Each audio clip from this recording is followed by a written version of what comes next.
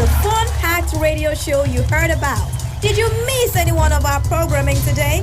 Join me, Didi, from the Citizen Pot when we run through our programs from sunrise.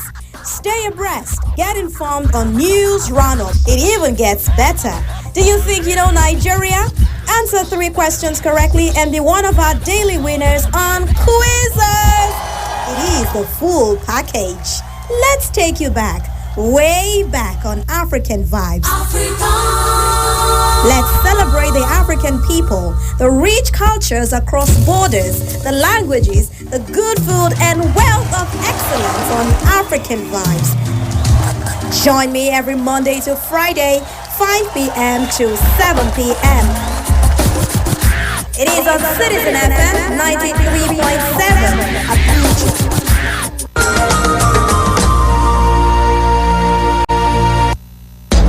Stand up! Stand up! Stand up!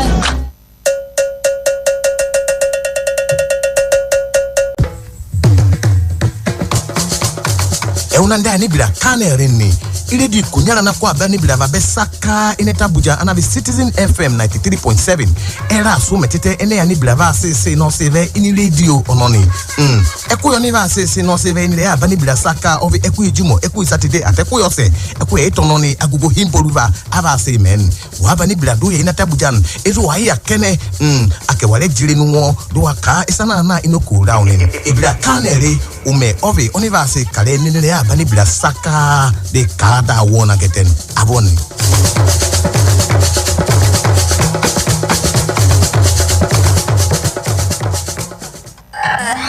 93.7 Citizen FM. Let's talk about it on our favorite radio station.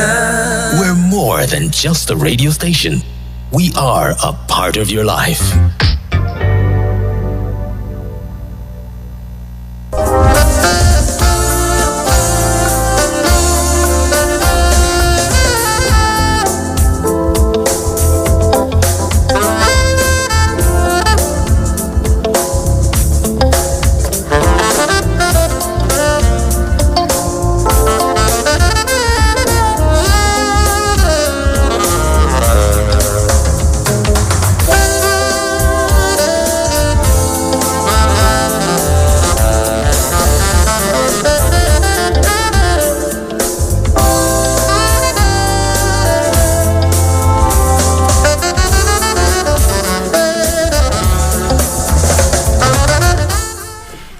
Yes, thank you for joining us on Citizen FM 93.7.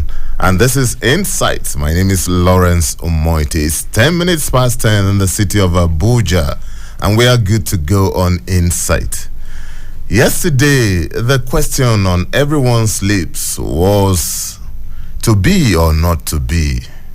Well, I guess the logical answer, at least for now, will be not to be. That means the governorship and state assemblies elections earlier scheduled for Saturday have been shifted for 1 week. Those elections will now take place on the 18th of March. The Electoral Management Body, INEC, says it needed time to reconfigure the over 174,000 Beavers machines. This also comes after the ruling of the Court of Appeal, which endorsed INEC's request for reconfiguring the Beavers before the next election. Every politics, they say, is local.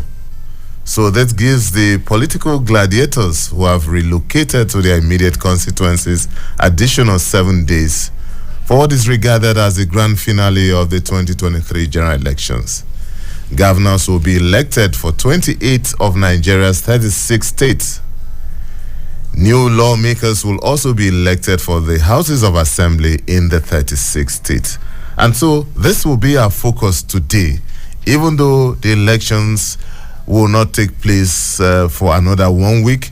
But the focus is still on the governorship election and the elections into the legislative arm of government in the 36 states. And I have a guest who is making his debut on Insight today. He is the National Convener, Civil Society Committee for Anti-Fraud Election Security. His name is Comrade Kennedy Iyere. Comrade, thank you so much for your appearance on Insight. Thank you for having me here. Yes, Comrade Iyere and I will be looking at the governorship election and matters arising in the duration of this program.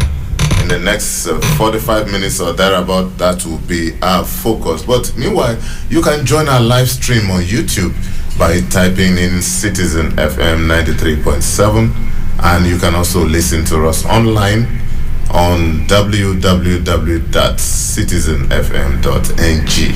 And not forgetting that you can follow us on our Facebook, on our social media platforms. On Facebook, you can join us at Citizen FM Abuja. On Instagram, at Citizen FM 937, and also on Twitter, at Citizen FM 937. So that's going to be the package in the next 45 minutes or thereabout. Comrade and I will take a look at the forthcoming elections and matters arising. Insight will return in a moment. Please don't go away.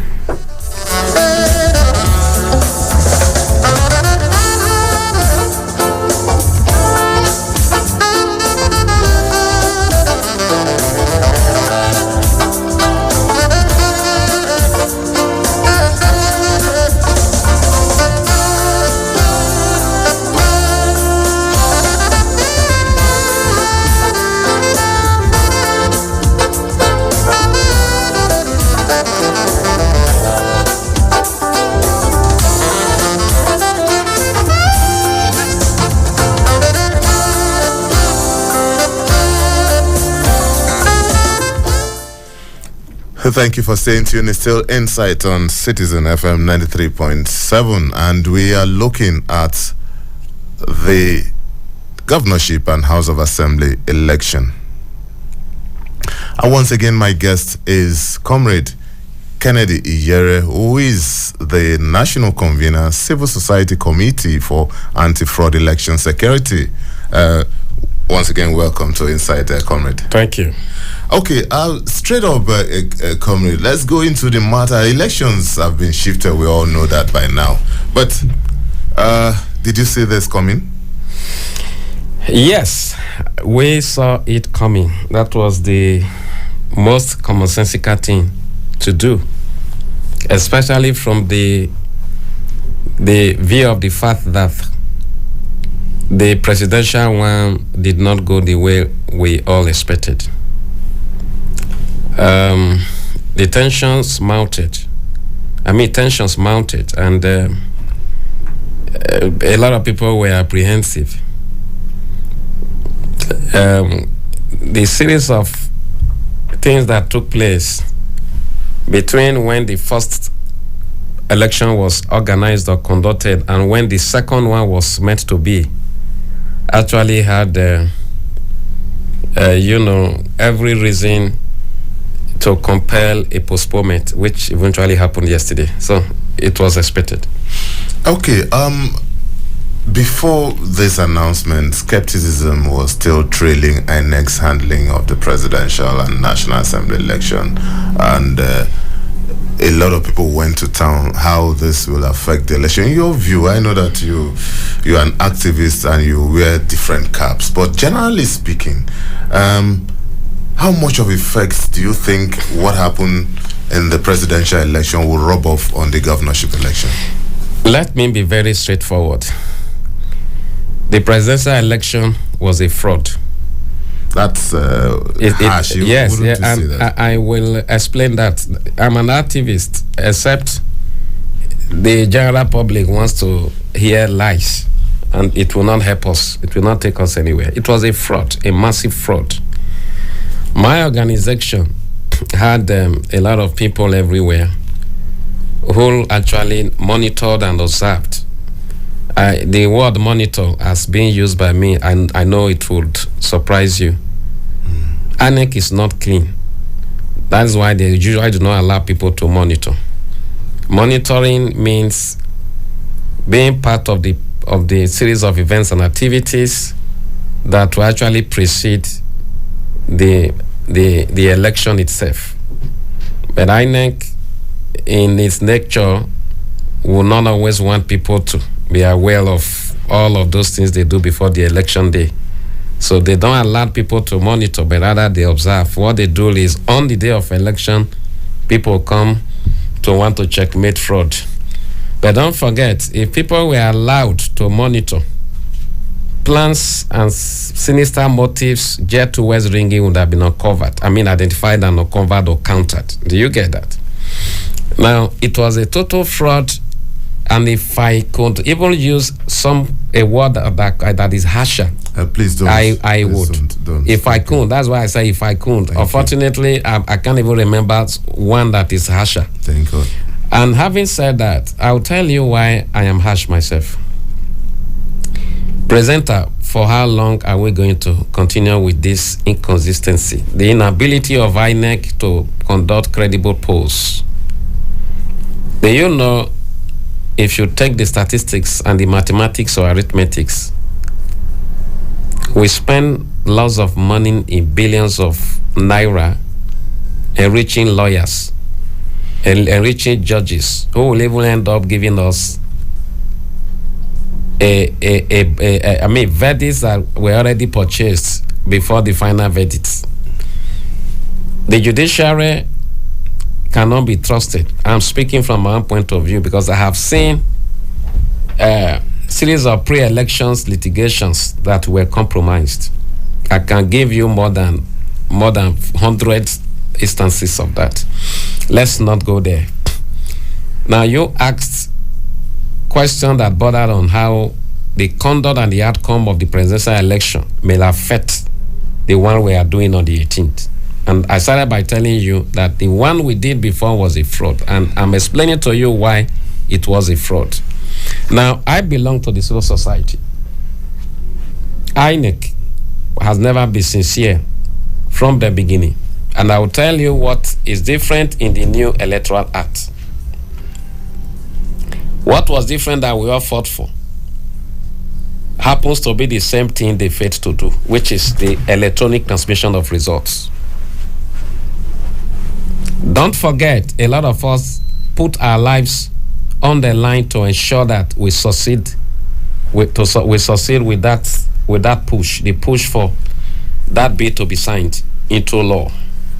The first time we actually pushed for it, it was bounced back. You remember about 80 senators, because they are unscrupulous, voted against it. But we refused to accept that from them, because INEC had assured us that once that was put in place, the tricks, the mysteries that have always surrounded the wrong people ending up as elected public office holders would end. Do you get? So we had to put everything we had within us to ensure that it worked. Remember that the president himself signed it on the very last day, if you can still remember, right? Then after the odious task, after all of those efforts, INEC, knowing fully well that they were not sincere from the beginning, you understand, had to allow us go through all of those processes, only for them to come up with the rubbish that we experienced on the 25th of February. That was a total fraud. Now, before then, I don't know why some of our colleagues had reasons to believe in INEC and in the chairman himself, because I never believed in him, and I never believed him, and I never believed in INEC even to this moment. The one we are even doing on the 18th, we need to watch INEC closely too. Okay, Comrade, I'm a little bit surprised that you have this harsh verdict for INEC, because I know that majority of your colleagues in the civil society have always given INEC a thumbs up, except for what happened in the last election. And that, for some of them, may just be one of those things that happen in Nigeria. People claim that there's hardly any sector in the country that you can have a foolproof activity. But then that's by the way. But I will respond to that which you just said. Okay, because that is very important to me. Yeah, hold on, I'm not done yet. This members of the civil society are also not immune from even the allegation of these allegations, some of them that you are labeling on INEC too.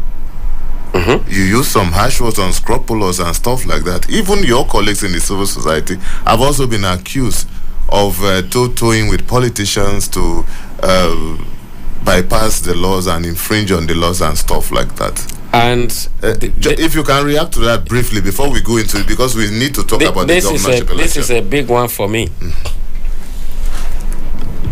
I think the civil society has fed Nigerians and Nigeria more than INEC itself. Because a lot of our colleagues are fraudulent too. A lot of them are fraudulent.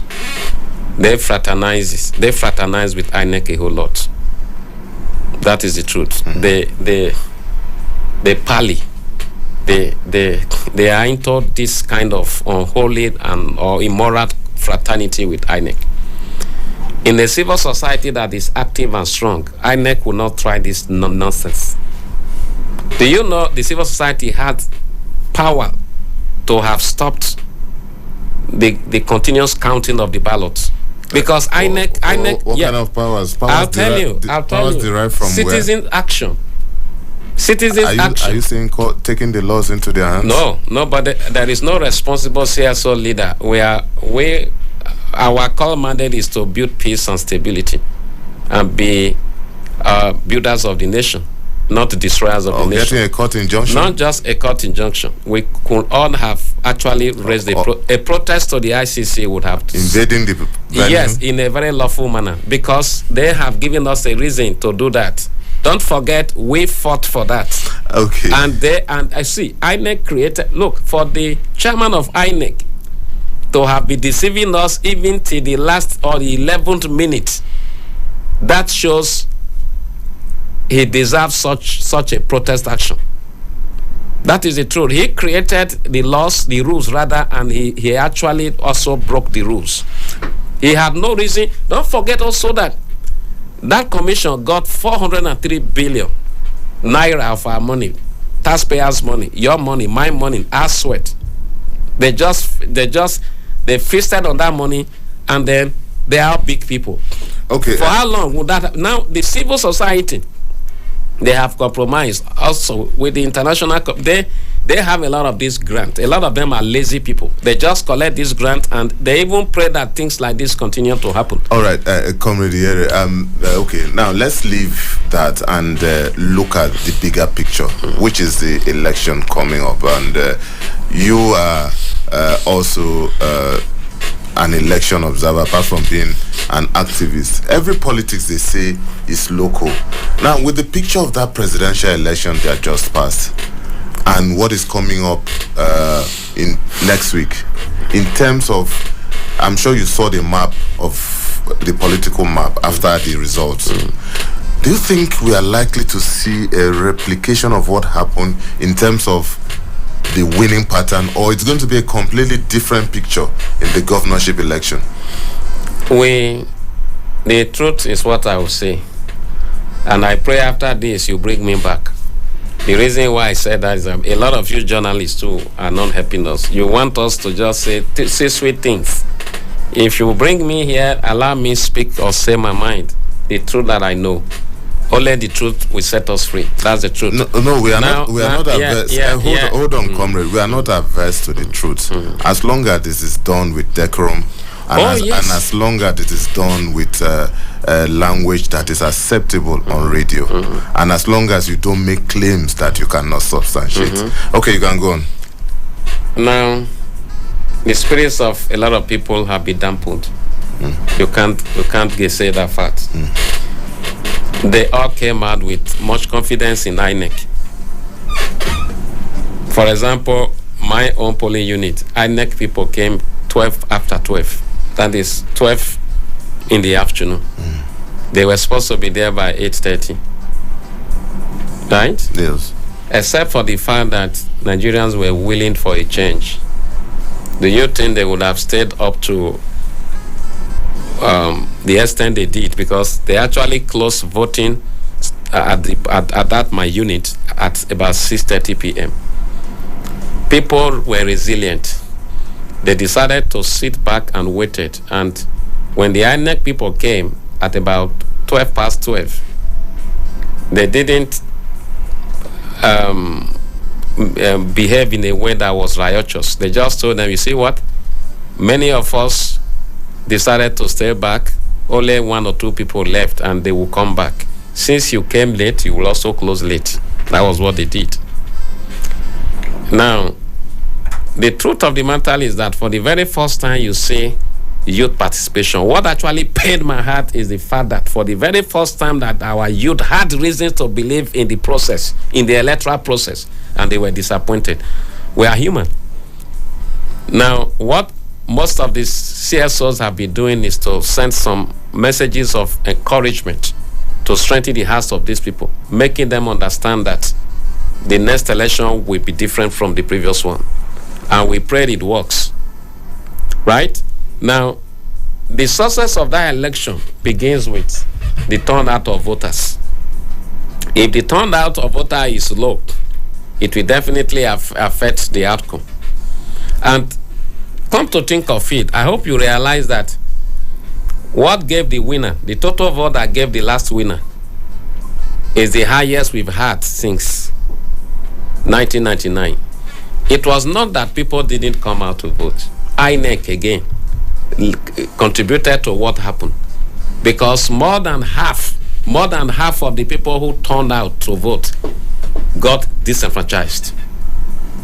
A lot of people, like my center, we were about 500 and something met to vote at that polling unit, but INEC sent over 700.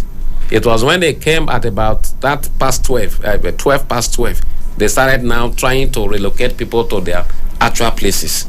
All of this inconsistency is part of the ringing process. So now, coming straight to your question, we pray that people get inspired to come out, right? And we also believe that INEC should not create what we call double tragedy, which means the one they did before that was wrong is still affecting our people and our psyche. I pray that by the 18th, they shouldn't take anything for granted. You see, you have laws of impunity. These people do these things and they go scot-free. Okay, comrade, we really need to take a break. We will come back after this short break, and when we return, we will talk about some other issues, especially the governors and the House of Assembly members in the 36 states of the Federation. It's still Insight on Citizen FM 93.7, and my guest has been Comrade Kennedy Iyere, who is an activist. And when we return, the phone lines will also be open. Please don't go away. Insight will return in a moment.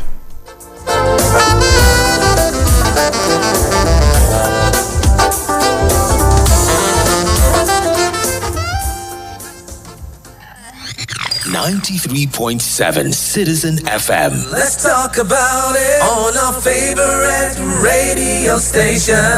We're more than just a radio station. We are a part of your life.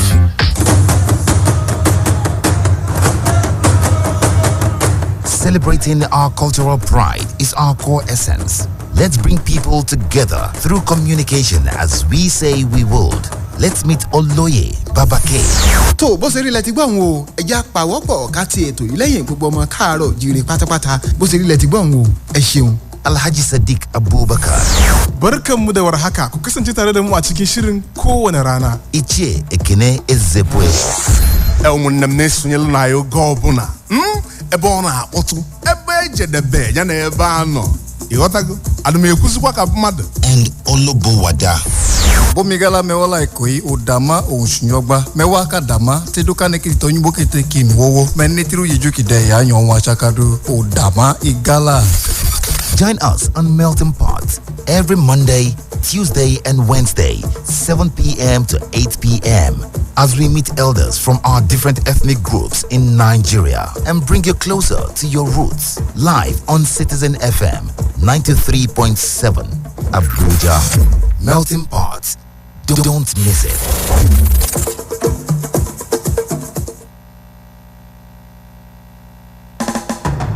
Investigations, special reports, analysis, and breaking news. Premium Times, a leading multimedia news platform, brings to you every minute stories that helps you make informed decisions and hold public officials, individuals, and organizations accountable.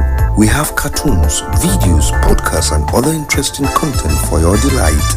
For timely update on politics, entertainment, sport, and business, visit our website on www.premiumtimesng.com and follow us on all our social media platforms. Don't miss out. 93.7 Citizen FM. Let's talk about it on our favorite radio station. We're more than just a radio station. We are a part of your life.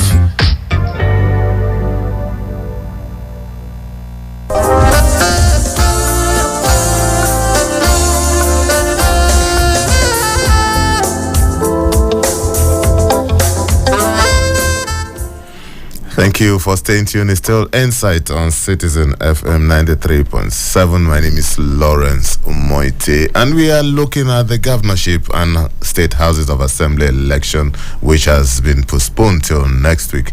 My guest is Comrade Kennedy Yere, who is an activist, and he's been giving his insight into some of the issues here. Don't forget that you can join our live stream on YouTube by typing in Citizen FM 93.7, or you can also listen to us online on www.citizenfm.ng, and our social media platforms are there too for you to interact with us.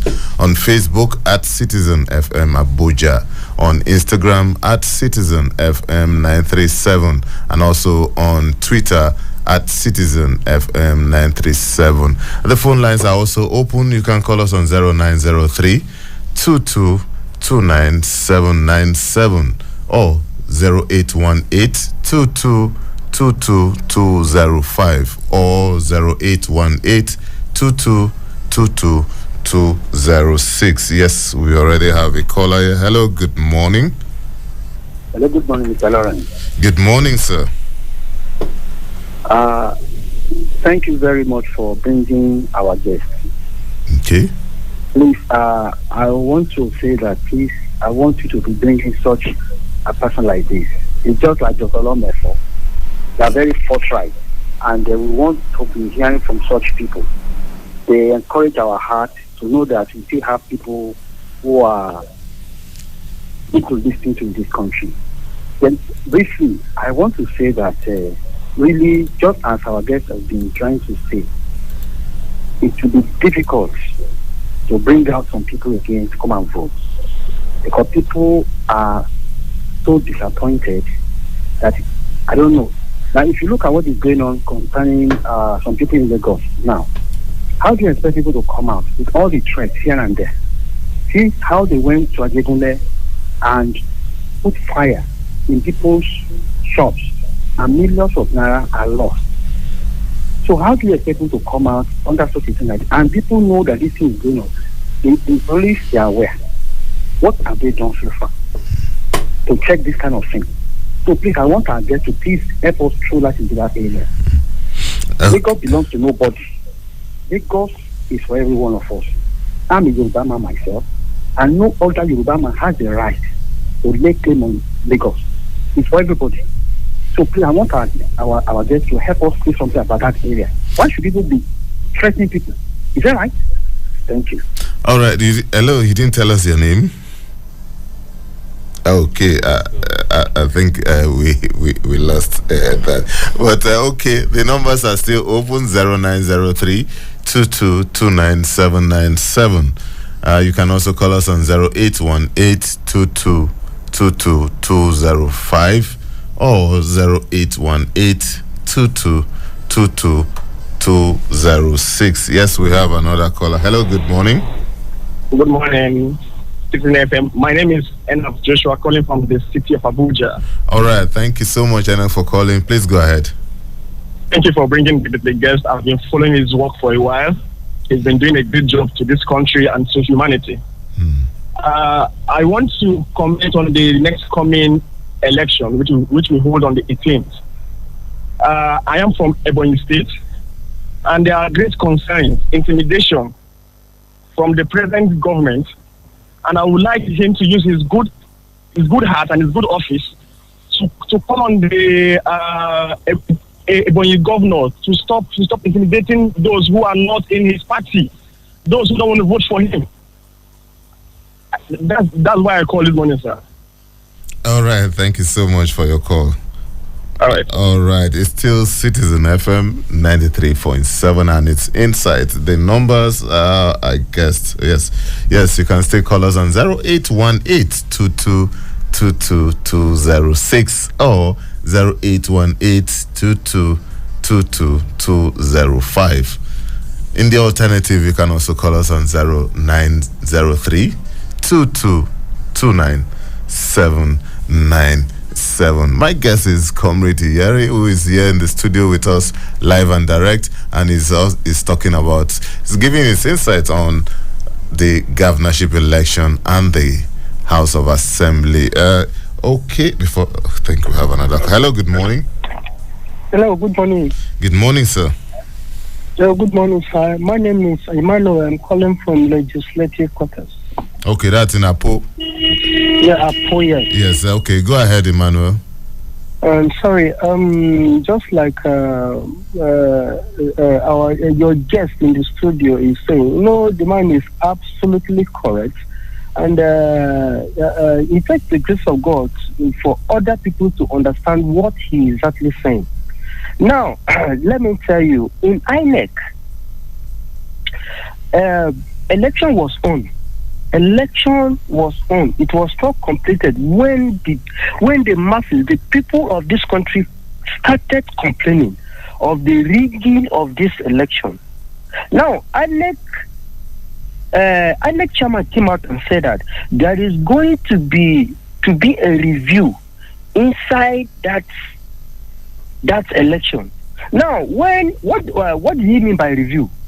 If he knows very well that the people of this country are complaining that this election did not go the way it should be, and he said he's going to review. He has not reviewed it yet to come out and tell the people what is happening. He went and announced the result without the reviewing of the result of the result and tell the people what is the outcome of it. He went and announced the result. Why the review of the election has not been reviewed? Okay, Emmanuel, I think you've made your point. Thank you so much for calling. Yes, you can also send us a WhatsApp message on any of those numbers, 0903 2229797 or 0818 2222205 or 0818 2222206. And don't forget also you can listen to us online on www.citizenfm.ng. Comrade, now that we seem to have a breather, let's look at the governorship election. I want you to speak dispassionately now as a Nigerian, as someone who's also interacted with your local community, because we know that politics is local. What kind of a governor do you think a state needs? What are the qualities that you look out for when people want to elect a governor? Thank you. I want to appreciate the callers for their kind words. But before I respond to that, let me say it here categorically and boldly that what we had last Saturday was not an election. I think you've made that point. There's something I want to say. You brought me here for a reason, to talk to our people and encourage them and strengthen their hearts and make them see the need for them not to be disillusioned. That's why I'm here. But I tell you this, unless we speak the truth to their hearts, they will never be encouraged because they know the truth themselves. Do you know why we are having crises and discrepancies? Not because of who won or who didn't win or who lost, but because of the mystery that surrounded the tricks that surrounded the process or processes. If those results were transmitted from the polling units, the way the people voted, whoever wins will deserve that victory. My dear brother, you can never have peace where you people are oppressed. That is it. Now, coming back to what you asked me regarding those who should be governors, the kind of people we have to look out for. The truth be told, it will be difficult in this country. Going by what happened last 2 weeks, during the presidential election, to have the kinds of political leaders as governors you just asked for. Let me tell you why. Do you know, to lead a people, to lead a nation, to lead a society, to lead a community, or even a group, the first attribute you must have is that you must be large-hearted, selfless. Then second, moral conscience should be active in you. The third one, you must be noble. Then before you talk of patriotism, these 4 things. Among the 33 states, 36 states rather, we have in Nigeria, can you point to me a governor you can say is large-hearted as in being selfless? Number 2, has moral conscience. 3, noble, that has nobility. Then 4, the person is patriotic. Just ask. You just listen to those scholars. This morning, I got a call from Lagos, Ojo. One of my boys, one of the persons to whom I'm a benefactor, called me and was almost crying. He called me from Ojo. A police officer, for that matter. You know what he told me? He said, boss, I will stop my family members from coming out to vote. From Ojo, Lagos. He said, do you know why? The hostility we experience now is not one I could risk anything for. To even make matter worse, the one I took the risk to have gone out with my family on the 25th, the votes didn't count. He said, you see here, the Igbos have been warned not to come out or turn out a mass. I'm telling you, I'm just telling you what. I know, comrade. We are looking at the qualities of a governor. Yes, that's what I'm explaining. A governor who is large-hearted, a governor who has moral conscience, a Nigerian who is patriotic and who has nobility will not use intimidation as a tool to truncate the electoral process, which is what a lot of them are doing now. Do you know what happened? I just had my phone here. Somebody sent something to me as breaking news. I will leave it with you. You are a journalist. Go and verify. Go and investigate it. Okay. Breaking news that. Okay, don't worry. We'll take a look at that later after the program. So nobility is an attribute we should look out for in any candidate. Okay, comrade. Then patriotism, moral conscience being active, and then you being selfless. So, how do you react to this cliche that people get the kind of leaders they deserve? Yes, it's the truth. I'll tell you why. I just told you that the civil society organizations, CSOs, Nigerian CSOs, I am a CSO leader. They have failed the nation. They go for the money rather than for the service. So you people are part of the problem? Yes, the CSOs are part of the problem. They take this grant from foreign donors and then they feed fat, become big. They don't do the job. You see what happened on the 25th ought not to be a matter that should go to court. The CSOs had power to have stopped that. But what happened? You saw what IPAC did. IPAC, Interparty Advisory Council. Yesterday, I sent a message to Dan Wanyang and I asked him, remember, there is a future ahead of us. Now, what those people did, they were paid to do it. Don't ask me more questions regarding that. See, comrade, this is radio. You can't be making unverified claims on radio. Okay. Do you have a receipt? Were you a witness to that? Can I prove that to you now? No. Okay. No. I don't say. There's something you should know. No. I'm an exposed person. Excuse me. I know what it means for you to be sued for libel. Comrade, let's move on because the things I don't have facts for, I don't say. I just told you the two people who spearheaded that kangaroo press conference. I spoke with the two of them, comrade. I spoke with the two of them because I know the two of them, comrade. And you asked a question that leadership is a function of the followers. Okay, you know what, comrade? Let's take this call. There is a call there. Just hold on. Let's take this call. Hello, good morning. Hello, good morning. You are on air, but you're not saying anything. Hello? Okay. Anyway, comrade, you know why? Because those people that you are talking about are not here to defend. I know these people. Let me prove it. Hold on. I will prove it to you. Hold on. I know them very well. Hold on. They are not here to defend themselves. And it will be very unfair to put them to trial without getting to hear from their side of the story. That's why I'm saying that. Can I ask you? Can I also ask you a question? Let's leave can that. I also ask you a question? No, you cannot. Okay, you cannot. That's fine. Okay. Hello, good morning. Hello, good morning. Good morning, sir. Who's on the line, please? Please, can you speak up? We can barely hear you. This is ID Noble. Oh, ID, good morning. Please go ahead. Okay, thank you very much. Really, I know that there will be some things that our guests will not be allowed to say. So, but just as I said before, because I was the very first caller, I forgot to mention my name.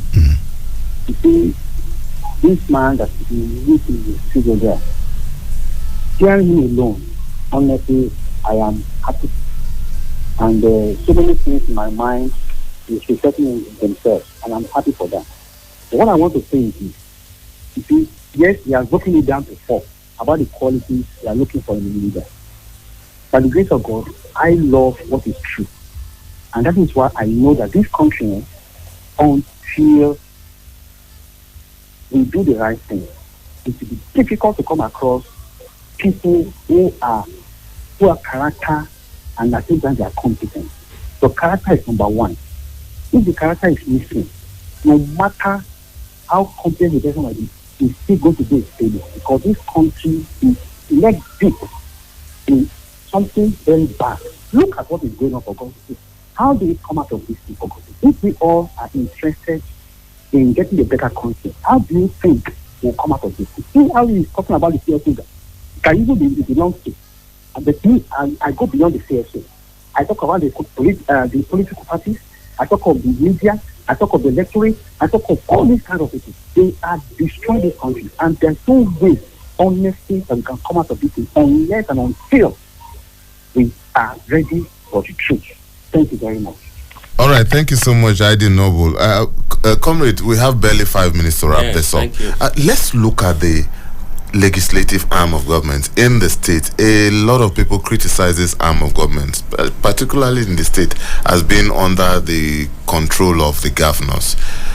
Is there any way this arm of government can be rescued and made more responsive to their duties? Okay, you know, this is the last 3 minutes I have. Can I just answer this question? Make the best use of it. Let me tell you. Until political parties start operating as democratic institutions and not the way they operate now as gangstaric organizations. Political parties, the way they operate today in Nigeria, has become a kind of commercial enterprise where you have stakeholders. All these political parties, without mentioning names, are owned by people we know. They are governors, former governors, they are the cabals. They determine who becomes the candidate. You get what I'm saying? And in so many states, the governor being the biggest cabal and the leading cabal determines the people who will emerge as candidates. Don't forget, it has become a norm or tradition that they go twice. So they come in, right? And then they make sure when they are going for the other 4 years, everybody there is someone that is loyal to them. So my brother, like the last caller said, we all have a role to play, and it still boils down. I'm not talking about journalists, I'm talking about CSOs. I'm a CSO leader. They have failed this country. You know why? Because they are supposed to be the ones to come out, right, and address so many things that are not right, not in a partisan way. We are not partisan, but we are there to make sure that we checkmate the activities and actions of political parties, INEC itself, and be able to determine in a very impartial way the outcomes of elections. Until we get it right in that manner. Let me tell you something. I am from Edo State. There is a particular party, I am not allowed to mention names here. Our governor brought all the candidates. He actually acquired all the tickets, not of his own party, not the ticket of his party, because his own party has no popularity anymore in my state. So he bought from the other political party that has power now in that state all the 18th seats and gave to his boys. So all the candidates that will be going for the House Assembly, they are all from the governor's party. But he bought all the seats of the other party that happens to now be the strongest party in Edo State. And don't forget also, my governor has been that one governor who has been leading without the House Assembly. So what do you call that? Okay, comrade, I think we have to leave it at this. And thankfully, we have another 1 week breather. And maybe, just maybe, we may have to bring you back again. It will be my pleasure to come back here. So, my guest has been Comrade Kennedy Iyere, who is the National Convener, Civil Society Committee for Anti-Fraud Election Security. Thank you so much, Comrade Iyere, for your participation on Insights today. God bless you, my brother. Thank you. All right. So that's our program today on Insight. The program returns on Monday with another edition. My name is Lawrence Umotte. Enjoy the rest of your day.